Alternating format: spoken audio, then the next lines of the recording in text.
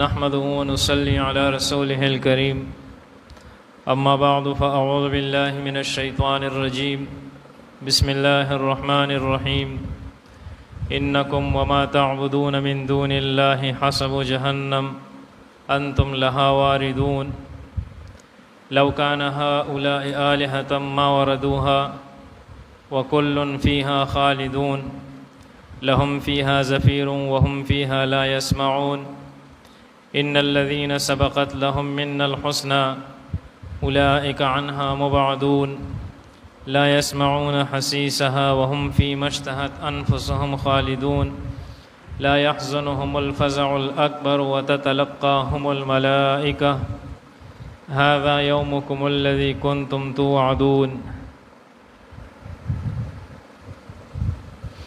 دا آیتنا مبارکہ دا واللسمی سپاری دا سورة الانبیاء آیت نمبر 98 نتر آیت نمبر 103 پوری آیتنا مبارکہ دی. تدین مخ کے آیات مبارکوں کے اللہ جل جلالہ دا توحید او دا وحدانیت خپل بیان و فرمایلو.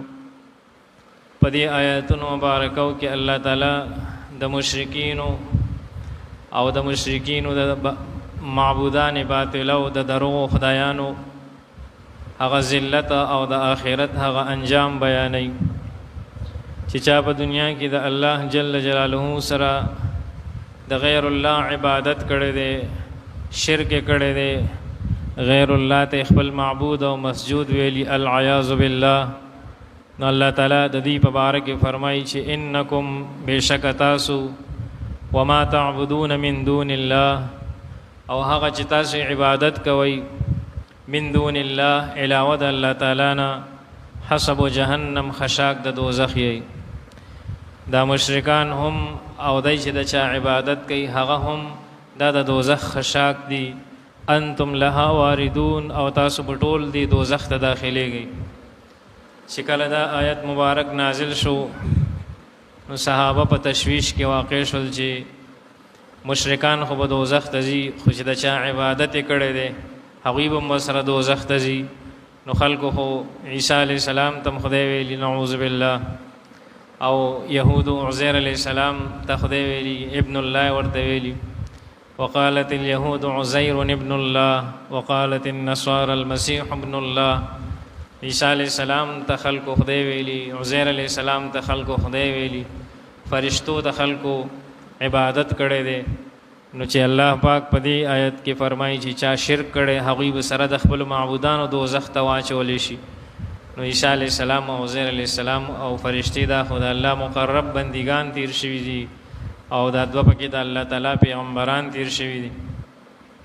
نو حضرت ابن عباس رضی الله عنه ورته فرمایي چې تاسو زمانه تپوس نه کوئ چې زه درته جواب درکم. زمانه ډو څوک په د دې خبرې په باره کې سوال نه کوي چې زه ورته جواب ورکم. بیا جواب وفرمایلو چې کله دا آیت نازل شو نو مشرکان ډېر سخت غوسه وو چې په دې آیت کې خو زموږ د معبودانو ډېر توهین بیان شوی دی چې الله فرمایي چې تاسو به سره د دې معبودانو چې د چا عبادت مه کړئ د هغوی سره به مو دوزخ کې واچوم. دای سخت غوسه او سخت شور جوړ کو او یو يهودي عالم ته چې دینو هغه لاړل او ابن الزبعری د هغه نوم ابن الزبعری هغه ته لاړل او هغه ته وی چې د آیتونو کې خو زمونږ د خدایانو ډیر مذمت بیان شوی دی چې هغه به الله پاک دوزخ ته چي. نو هغه ورته وی چې تاسو په دی باندې مخه پکېږئ، زه تاسو ته یو داسې سوال خیم چې محمد به هم دغه جواب درنکي صلی الله علیه و آله وسلم. چې دی وایي چې الله تعالی فرمایي چې تاسو به د خپل معبودانو سره دوزخ کې اچولی شئ. نو تاسو د ده نه تپوس وکئ چې عیسی علیه السلام او د عزیر علیه السلام خو هم عبادت کړی شوی دی. د عیسی علیه السلام او د عزیر علیه السلام باره کې تاسو څه وایئ؟ نو دوی ته دا سوال وخیل نو دوی ډېر خوشحال شول چې زه اوس کار وشو او موږ به دې نه دا سوال وکړو د دوی سره به جواب نی. د دې د سوال کولو نه مخکې الله تعالی بل آیت نازل کو چې دی آیتونو کې 101 نمبر آیت دی چې ان الذين سبقت لهم من الحسنى اولئك عنها مبعدون. دا مشرکان به سره د خپل معبودانو دوزخ کې وغورځولی شي علاوه د هغه چانه چې د هغوی په باره کې الله د نیکبختۍ فیصله کړې ده چې هغه انبیاء کرام دي، علاوه د هغه چانه چې د هغوی په باره کې الله تعالی د سعادت او د نیکبختۍ فیصله کړې ده. اولئک عنها مبعدون، دغه خلک به د دوزخ نه الله تعالی لرې وساتي. او د دوی هغه سوال هغه د دوی په زړه کې پاتې شو، الله تعالی په خپله جواب وفرمایلو. نو فرمایي چې انکم بېشکه تاسو ای مشرکانو وما تعبدون من دون الله، او هغه معبودان چې تاسو عبادت کوئ بغیر د الله تعالی نه، حسب جهنم خشاک د دوزخ یی، انتم لها واردون او تاسو ټول به داخلیږئ، انتم داخلون مع الاسنام سره د خپلو اصنامو بوتانو به الله دوزخ کې وغورځوي. لهم او د دوی دپاره به وي فیها په دې دوزخ کې زفیر چغې به وخي، اوازونه به کوي، فریادونه به کوي. وهم فیها لا یسمعون او دی به په دې کې څه به اوري نه د ډېر شور او د چغو د وجې نه. ان الذین او بېشکه هغه کسان سبقت لهم چې تیره شوي د هغوی په باره کې منا زمونږ د طرف نه الحسنا ښکلې وعده د جنت، الحسنا چې د چا په باره کې الله تعالی د سعادت فیصله کړې ده، د چا په باره کې چې الله تعالی د نیکبختۍ او د جنت فیصله کړې ده چې هغه انبیاء کرام دي. نو که د هغوی چا عبادت کړی هم دی، اولئک دغه انبیاء کرام او دغه مقرب بندگان د الله تعالی چې ملائک دي او انبیاء دي، عنها مبعدون دی به لرې کړی شي، لرې به کړی شي. لا یصلون حرها دی به د دې دوزخ ته الله تعالی نږدې هم نه کي.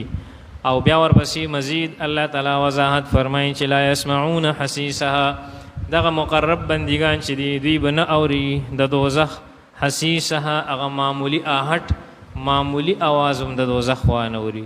حسیس صوت خفی ته ویل کېږي، صوت خفی او حسیس النار، نری معمولی آواز به ورباندې د اور اون لګي. وهم او دغه مقرب بندگان د الله تعالی فیما په هغه نعمتونو کې به وي اشتهت انفسهم چې غواړي زړونه او نفسونه د دوی، خالدون همیشه دپاره به وي. هغه نعم او هغه خوشحالۍ به الله ورکوي چې د دوی زړونو کې راځي، د دوی نفسونه غواړي. لا يحزنهم الفزع الاکبر، نه به خفه کوي دي مقربو بندگانو لره الفزع الاکبر، احوال د قیامت، گبراهټ د قیامت.